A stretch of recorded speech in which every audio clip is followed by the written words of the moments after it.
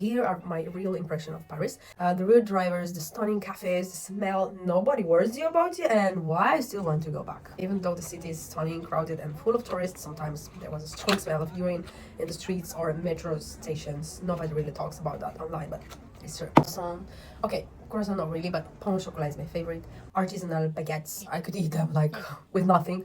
Some of the best I've ever tasted. Honestly, the bread was so good, you could eat it plain. Paris. I've dreamed of visiting Paris for years, ever since I started learning French. Even though I speak it up now, I was obsessed with the idea of France. The elegance, the fashion, the romantic language, the whole Parisian aesthetic. And finally, I went there and saw the reality for myself. By the way, this is Eucerin, French. No, Germany. Cream for very dry skin because I've been sick all my city break. Absolutely fantastic. What can I say? Honestly, Paris surprised me in both good and bad ways. I was comparing Paris and London, and now that I've experienced both, I can say they each have their own charm. Paris feels more elegant and artistic, while London feels more modern, organized, and safer. The French seem a bit more proud and stylish, but also sometimes less welcoming, especially if you don't speak French. Oui, oui. Meanwhile, London can feel colder emotionally, but people are usually more helpful and everything works more smoothly.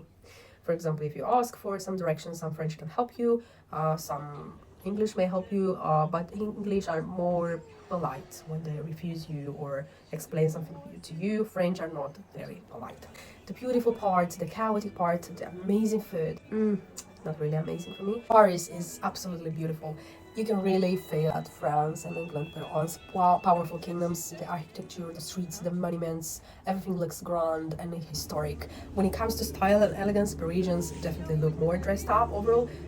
Of course, it depends on the area and the people, because in London you also see very stylish people, but Paris has that extra fashionable energy. In time, I noticed that some French people seemed a bit proud of or impatient, especially with tourists speaking English. Some were kind and helpful, but others barely wanted to explain anything. I think it really depends on the person. You can't judge the entire country from one trip. One thing that shocked me was the traffic around Paris. Drivers were aggressive, honking constantly, and the motorcyclists acted like everyone had to move out of their way immediately. The chaotic energy, it's something I'm not used to in England. But when it comes to pastries and bread, wow, the quiz is heaven if you love desserts and bakeries. Otherwise, I think I just didn't choose the best restaurants. They weren't cheap, but still prefer Italian food overall. Maybe the luxury restaurants are incredible, but I didn't get to try those. Metro and trains in Paris felt older compared to London. I noticed bigger gaps between the train and the platform, older systems, and even doors you have to open manually sometimes. Things are really.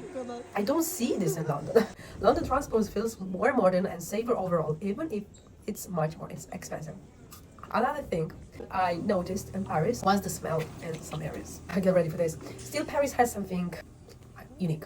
The cafes are beautiful, the streets are incredibly photogenic, and everywhere you look feels cinematic. I loved the Eiffel Tower much more than I expected. It's gigantic in real life. The Arc de Triomphe was also way bigger than I imagined. Much more bigger than the one in the Chisinau. One of my favorite experiences was the boat tour on the Seine, because I could see so many famous landmarks at once: bridges, monuments, the Eiffel Tower, even the Statue of Liberty. It was beautiful even in the rain. I also want to go back because I didn't manage to visit everything. Versailles, Notre Dame inside, the Louvre, Sacré-Cœur properly.